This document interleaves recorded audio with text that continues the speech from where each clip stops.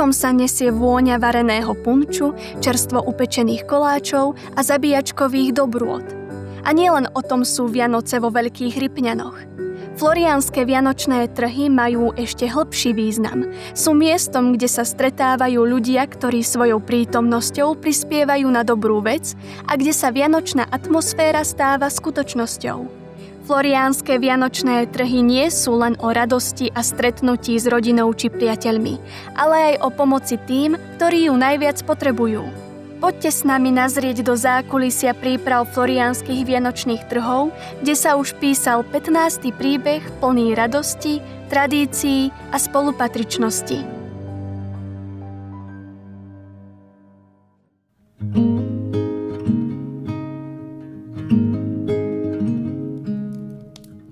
Volám sa pater Jaroslav Maslanka, som kňazom zo spoločnosti kňazov Ježišovho srdca Deonianov. Súčasne pôsobím vo Viedni. Tu, vo Veľkých Rypňanoch, pôsobil som od roku 2009 do roku 2018. Bol som tu administrátorom tejto farnosti. Ako viete, nájomkyňou reštaurácie Florián, bývalej fáre, bola pani Lucia Krajčíková. To vďaka nej vlastne vznikli tie prvé floriánske trhy.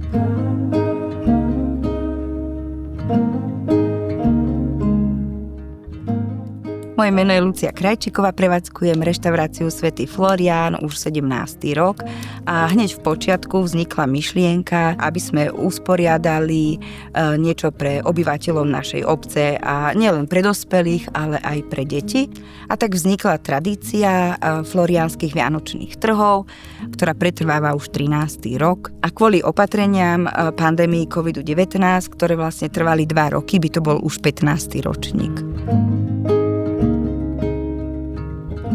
Bol to vtedy tým ľudí tu z Veľkých Rypňan, kde stretli sa pred reštauráciou i vo vnútri, nakrajali chlieb, masťou natreli ho, posekali cibulu, bolo varené víno alebo punč, možno ešte niečo, ťažko si teraz na to spomeniem, ale už vtedy bola tá myšlienka, aby pomoc z toho vyťažku či chorým deťom alebo chudobným rodinám.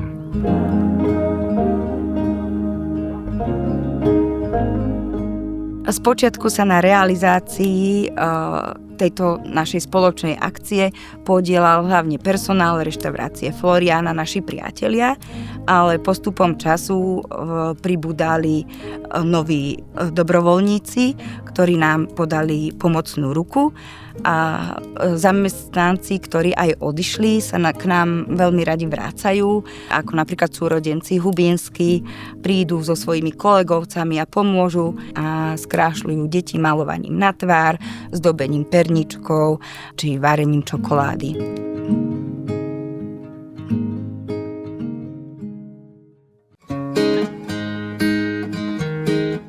Realizačný tím floriánskych vianočných trhov začína vlastne zavčas rána už svetou omšou tradične v našom farskom kostole. Tam sme sa modlili, prosili, zvelebovali všemovúceho Boha, aby vlastne Pán Boh nám všetkým požehnal. A požehnal nie len nám, ale tým, ktorým vlastne ten vyťažok bude poslané, odovzdané.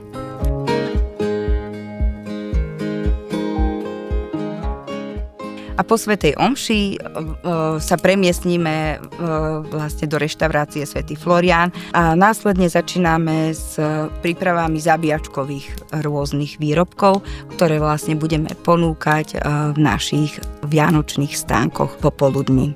Ďakujeme nášmu Milošovi Jakubičkovi, ktorý sa od počiatku podieľa jeho majstrovskou prácou pri výrobe tradičných mäsových výrobkov, ktoré sú neodmysliteľnou súčasťou našich floriánskych vianočných trhov.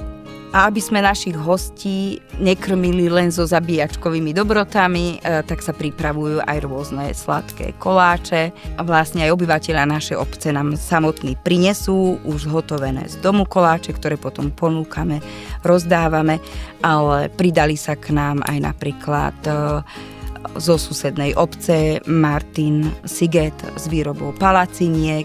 Páter Jaroslav zasa pripravuje chutné zemiakové placky s jeho tradičným receptom, ktorý nám nechce prezradiť. Neviem, ako vtedy možno vznikla taká myšlienka, možno preto, že aj moji známi prichádzali do Viedne, aby ma navštíviť. Ja som ich navštívil, vždy som tam robil aj pre nich zemiakové placky. I som zaproponoval, či by sme napríklad niečo také tiež nespravili. Pripravoval som už v sobotu potom cesto i na 2 panvičkách vlastne som robil tie placky. Bola zima, no neišlo to tak rýchlo, ako by človek možno chcel.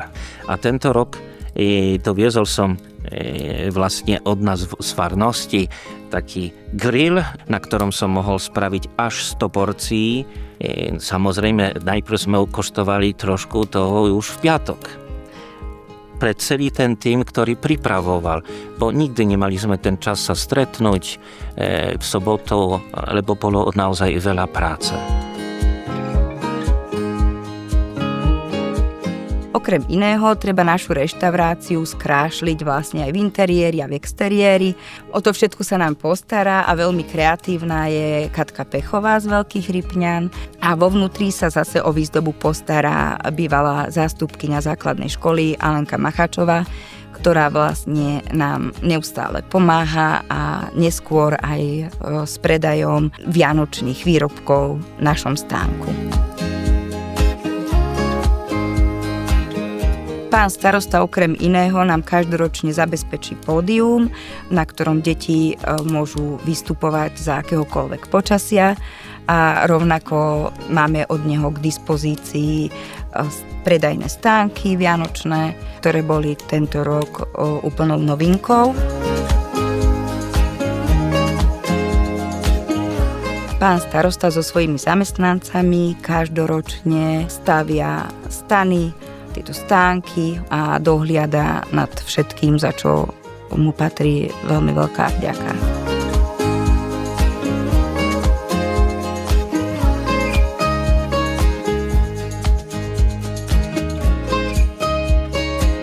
Súčasťou príprav na oficiálne otvorenie je vlastne aj zabezpečenie správneho osvetlenia a aj ozvučenia. Osvetlenie nám zabezpečuje Paťo Jakubička, ozvučenie Paťo Herák, ktorý vlastne veľmi úzko spolupracuje s pani učiteľkou Vládkou Petrovskou zo základnej školy vo Veľkých Rypňanoch.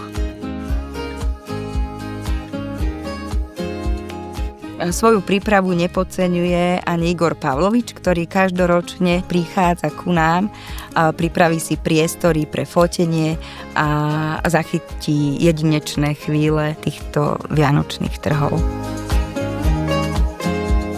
Srdečne ďakujem aj pánovi Jožkovi Kučerkovi za jeho dlhoročnú prácu pri tvorbe videí z vianočných trhov. Vďaka jeho neúnavnej práci si môžeme pripomenúť spomienky a krásu týchto chvíľ aj po rokoch.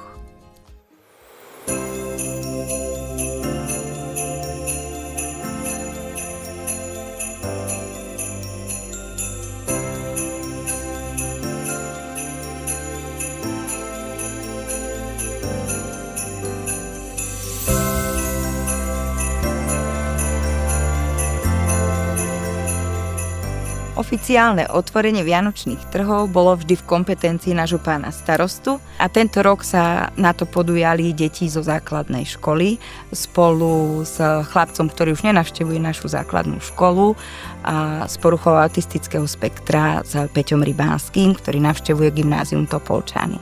A išlo im to bravúrne.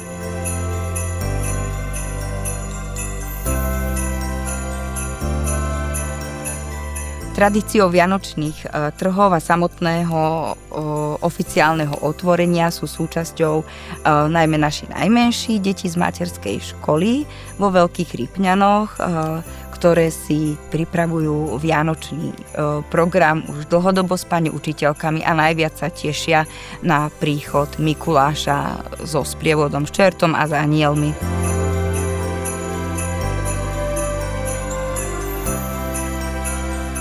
Mikuláš s čertom vlastne sú tu už od počiatku vzniku floriánskych trhov a tak je veľmi úsmevné, že Mikuláš dnes už obdarúva detí.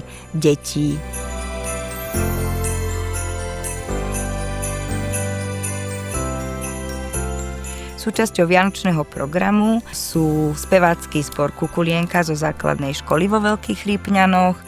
Pridali sa k ním spevácky zbor Dávid pod vedením Maja Foxa, dýchovka Rypňančanka pod vedením pána Brenesela a okrem iného sa k ním pridajú i rôzne iní účinkujúci.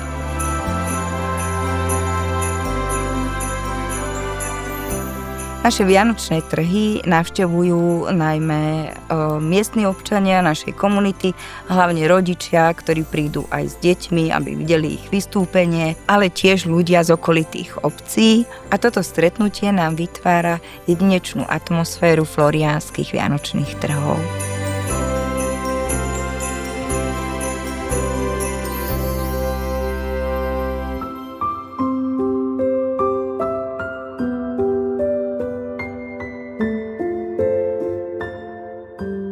Neoddeliteľnou súčasťou floriánskych trhov je charitatívny rozmer tejto akcie. Finančný výťažok každoročne smeruje rodinám zo sociálne znevýhodneného prostredia a deťom so zdravotným znevýhodnením.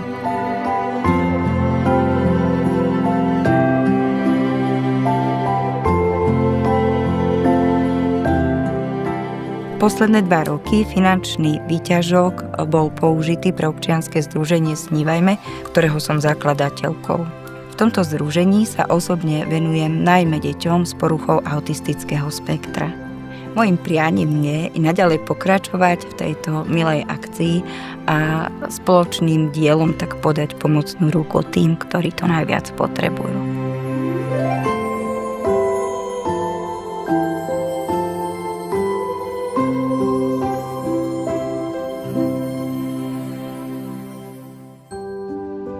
S každým rokom prikladal som svoju vlastne ruku k tomu veľkému dielu. Ten posledný rok vlastne bolo to pre nadáciu Snívajme, kde takou hlavnou myšlienkou je pomoc deťom s autizmom. Veľmi dobrá myšlienka. Deti tie potrebujú našu pomoc. Keď bude moc, Pán Boh dá, prídem ďalej pomôcť Lucii Krajčíkovej tu, aby sme vlastne spoločným silami, tým veľkým tímom, ktorý sa tu zrodil, ktorý pokračuje, vlastne takto pomáhal i ďalej.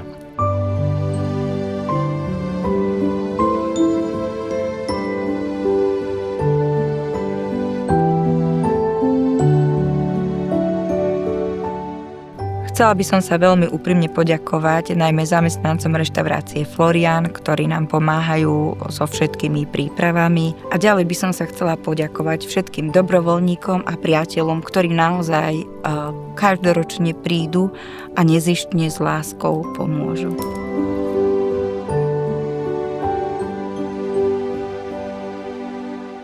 Chcel by som aj z tohto miesta, tak ako som aj vždy od začiatku hovoril, vlastne srdečne pozývame všetkých, ktorí chcú nejakým spôsobom pomôcť vlastne k takýmto veciam. Nielen možno tu, ale aj na celom svete je toľko možností, že každý z nás môže priložiť ruku i pomôcť. A pamätajme, tá radosť, ktorá vychádza potom zo srdca, ona nás všetkých obohacuje. Že nie sme egoisti, nie sme tu na zemi len pre seba, alebo zatvorení po svojom domčeku, ale sme otvorení, aby pokoj, láska a jednota bola medzi nami.